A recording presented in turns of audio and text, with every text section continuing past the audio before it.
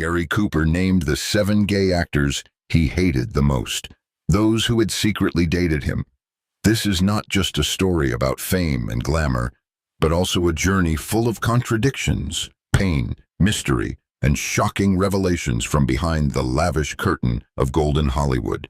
According to a memoir, supposedly posthumous, found in a locked trunk at his Montana home, Cooper had a series of secret homosexual relationships with fellow Hollywood actors, and more shockingly, he despised some of them at the end of his life for betrayal, cowardice, or exploitation. Gary Cooper, real name Frank James Cooper, was born on May 7, 1901, in Helena, Montana, a wild, vast land of America where harsh nature forged strong, resilient people. Imagine a boy growing up amid endless fields, majestic mountains, learning to ride horses from childhood, honing a natural agility, a rugged yet utterly charming grace that would later become an indelible mark on the silver screen. His father, Charles Henry Cooper, was a respected Montana Supreme Court judge, a man representing justice and strictness, while his mother, Alice Cooper, was a highly educated woman who cherished culture, art, and refinement from the family's English origins. Those family values, from strict education to love of nature, were deeply etched into Cooper's soul, creating a person strong in body, distinctive in spirit, but also full of profound inner thoughts, contradictions that perhaps only he understood.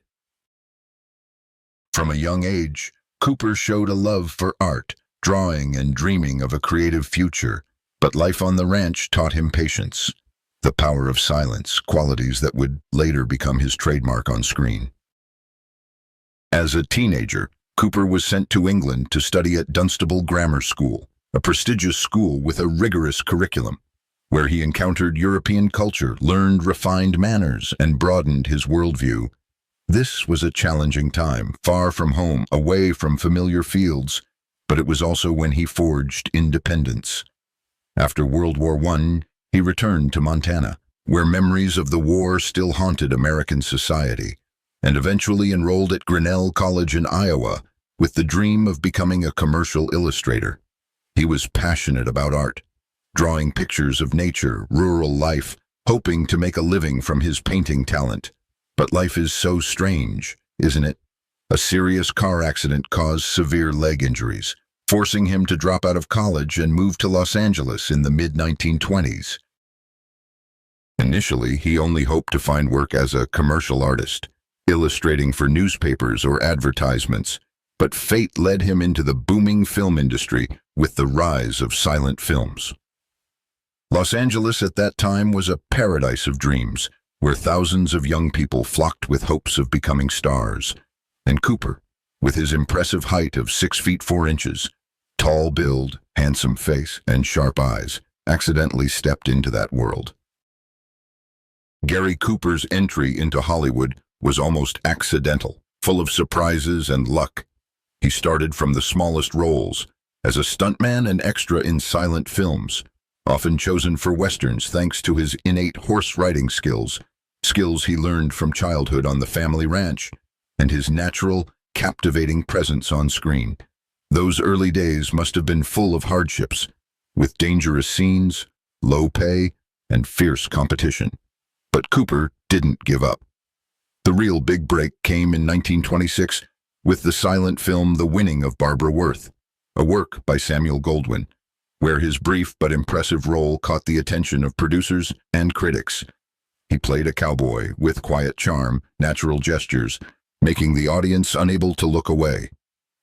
From there, Cooper's name began to rise, and when sound films emerged in the late 1920s, many silent film stars failed to adapt, but Cooper transitioned smoothly, proving real talent.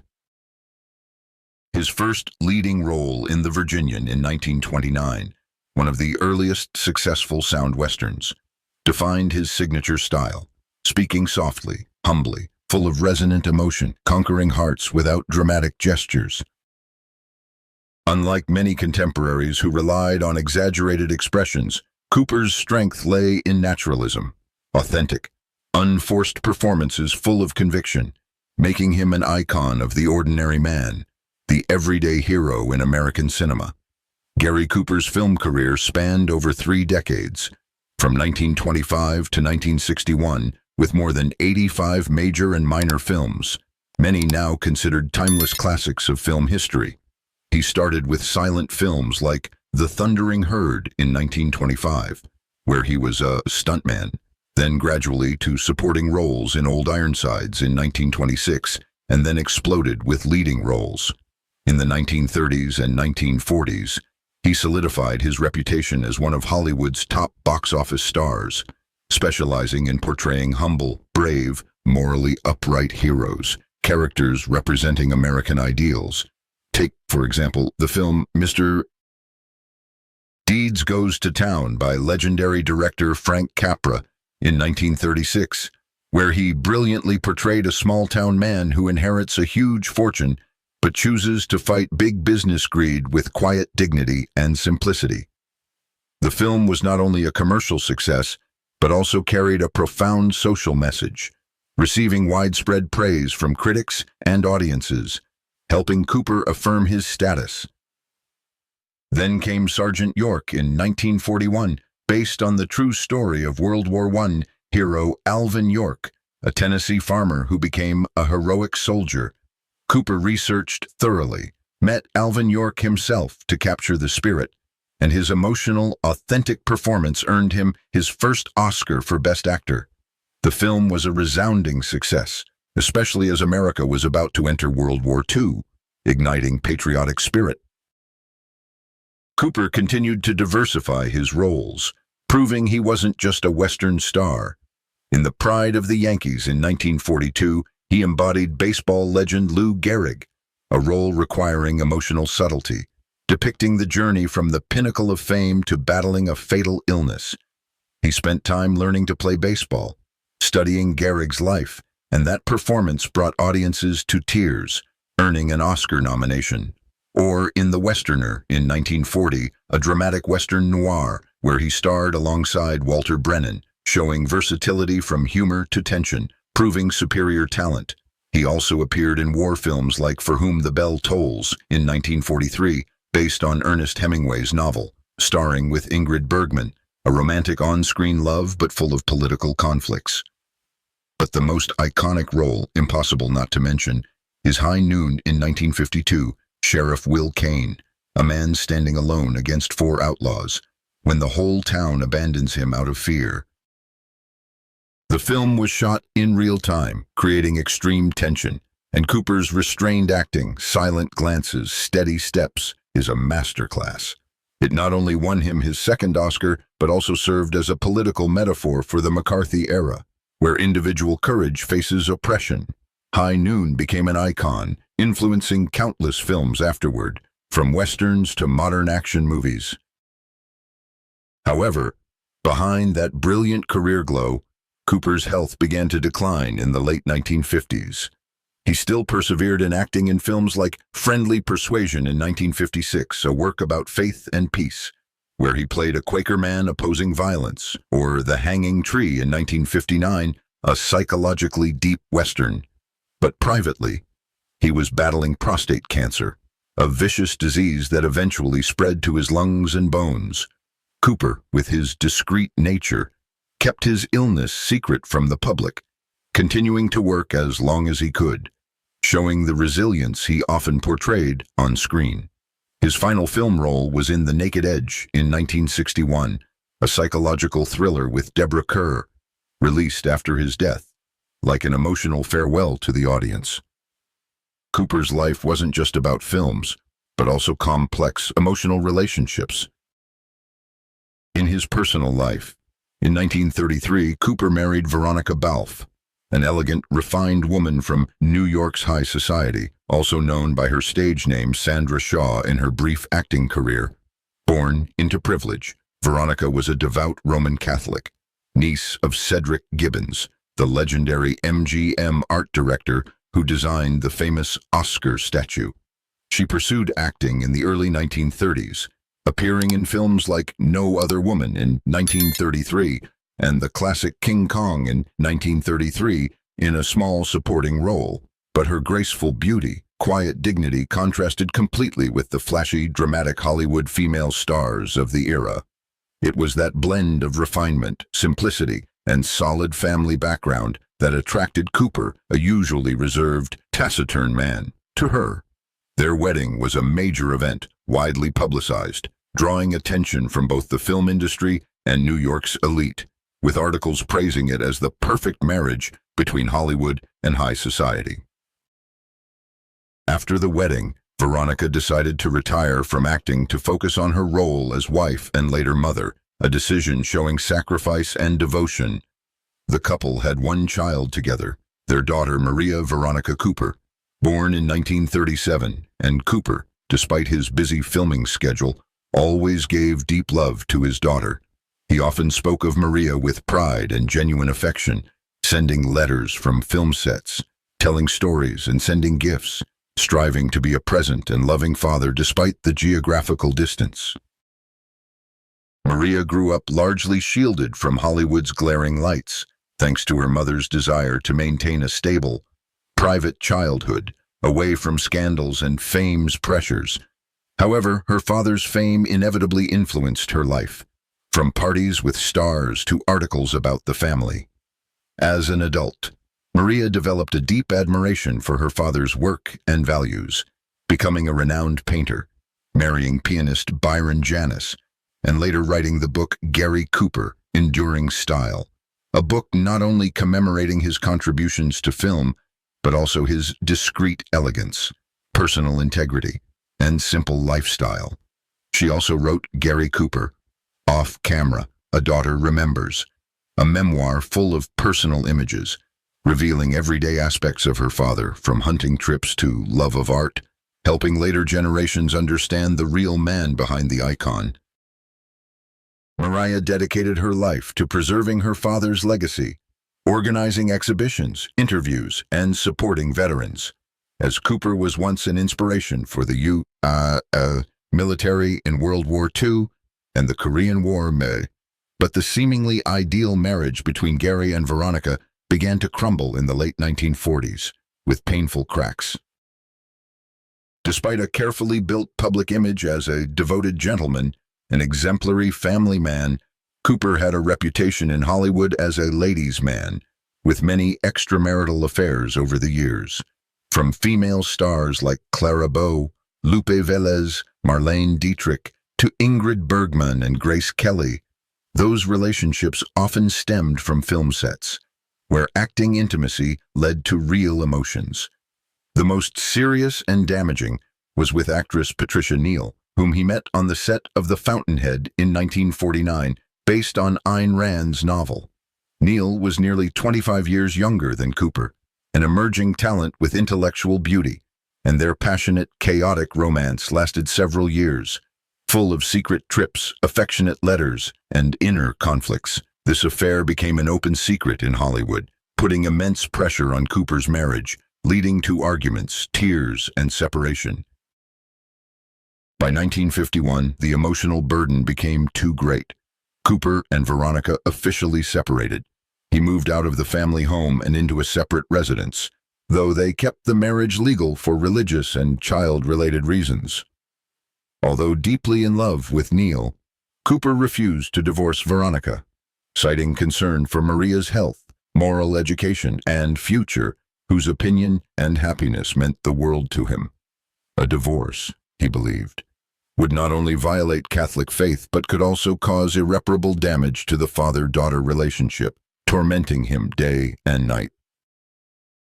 Cooper's inner conflict and guilt were so profound that he eventually ended the relationship with Neal, leaving her heartbroken. Later, Neal wrote a memoir describing those years as some of the most painful in her life, full of tears, shattered hopes, and career sacrifices.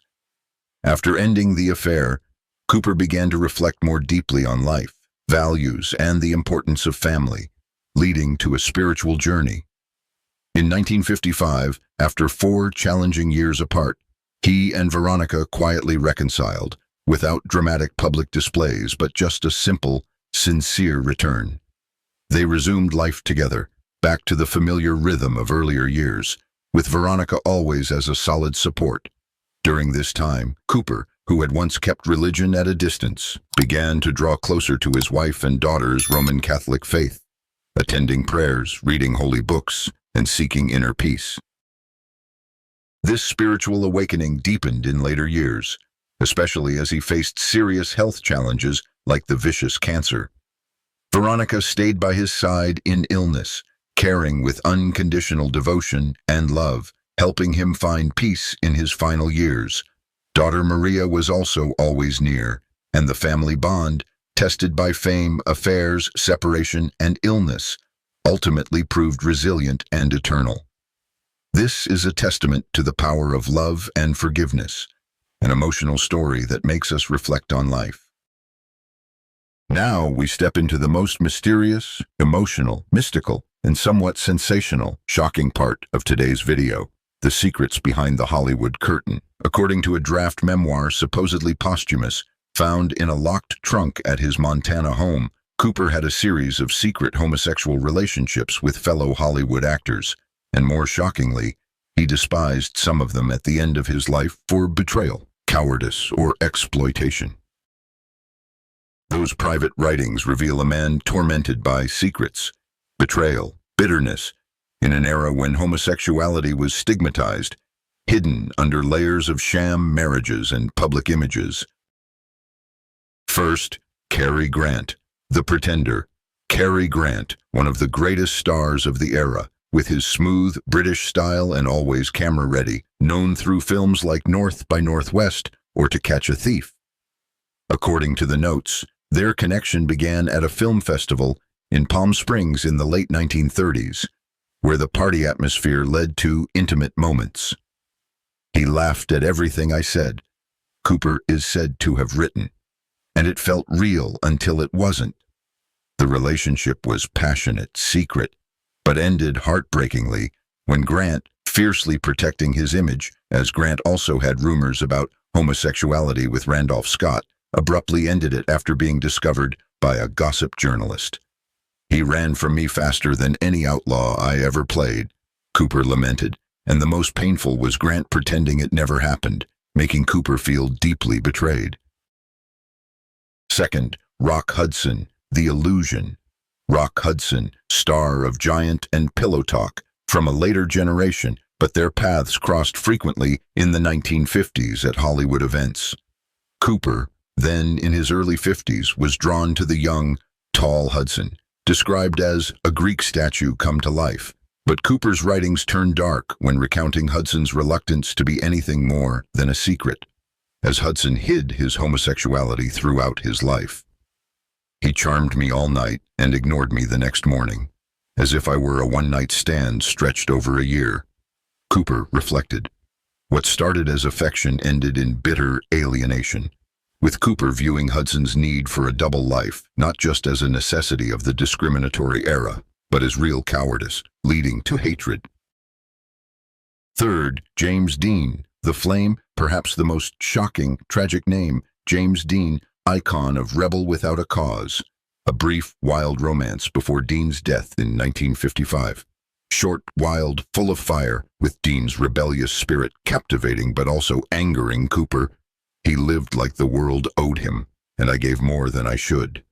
The hatred stemmed from Dean's recklessness and fatal accident, robbing me of the chance to hate him directly. Gary Cooper never publicly spoke about these relationships, and whether the notes are real or fake, they paint a picture of a man struggling with identity, fame, heartbreak behind Hollywood's glamour.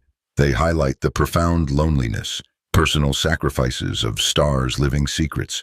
In the McCarthy era and stigma, Cooper carried an emotional burden heavier than any saddle in his films, and in Montana's silence he perhaps voiced regrets of love. These rumors, from books like Scandals of Classic Hollywood or Queer Places, add a layer of mystery to his legacy. Fourth, Tab Hunter, The Rebound. Tab Hunter, the youthful star of Damn Yankees, a short affair when Cooper needed comfort after losses. Hunter was handsome, blonde, but Cooper described him as shallow. I needed healing, he wanted headlines. The relationship was transactional, with Hunter seeking guidance and connections from the big star. He kissed like he was taking notes. Cooper wrote. It ended bitterly when Cooper accused Hunter of leaking details to gossip, though without evidence. 5th, Montgomery Clift, The Mirror. Montgomery Clift, star of A Place in the Sun, perhaps the most raw, vulnerable emotional connection. Their bond was like looking into a mirror that tells the truth, full of intensity. But Clift's inner torment, injuries from a car accident, addictions, placed a heavy burden on Cooper. Loving Monty was like hugging barbed wire. You bleed, but you don't want to let go. Ultimately, Cooper resented Clift for pulling him into a spiral of despair and showing a reflection of his own self-denial in a Hollywood full of pressures. 6th, Anthony Perkins, The Projection. Anthony Perkins, famous for Alfred Hitchcock's Psycho, an unlikely pairing due to the large age gap. Cooper is said to have had a brief but intense relationship with the young Perkins in the mid-1950s. As Perkins was rising, Perkins was shy, intellectual, reminding Cooper of himself before Hollywood swallowed him. But Perkins, consumed by fear of exposure, as he too hid his homosexuality, eventually withdrew, leaving Cooper feeling abandoned. He projected all his fears onto me, turning me into the villain in his mind. The notes read, the bitterness lingered, not for the breakup, but because Cooper believed he had been used as a temporary emotional crutch. 7th, Randolph Scott, The Rival. Randolph Scott, Western star like Ride the High Country, often photographed with Cooper during the golden age of cowboy cinema. But off-screen, the relationship is said to be complicated by fierce competition. Scott was famous for his close relationship and romantic rumors with Cary Grant. They lived together for years, leaving Cooper torn between two leading men. Cooper referred to Scott as the one who played me better than I played any role. The two had an intense connection in the 1940s, full of passion, but jealousy soon crept in, especially over competing roles, fame, and Grant's attention. When Scott was cast in a role Cooper coveted, he wrote, I didn't just lose a role, I lost a reason to trust, leading to deep resentment. In 1961, Hollywood lost an icon at age 60 to prostate cancer that metastasized to lungs and bones. Initially buried at Holy Cross Cemetery in California, later moved to Sacred Heart Cemetery in Southampton, New York, peaceful, reflecting the Catholic faith he converted too late in life and Veronica's wish for a family resting place. The funeral was attended by friends like Jimmy Stewart, Frank Sinatra, and tributes from Ernest Hemingway, his close friend. Cooper's legacy, icon of integrity, humility, strength, with over 118 films, 2 Oscars, an influence on later generations like Clint Eastwood, not just films, but his real-life story, from supporting the military to inner struggles, inspires, making us reflect on secrets behind the glamour. In the context of modern Hollywood, with openness about homosexuality, rumors about Cooper remind us of the suffering cost of the past. Thank you for watching this long video, full of details and emotions. Please comment your thoughts on Gary Cooper's secrets. Like and subscribe to explore more about other legends. See you in the next video.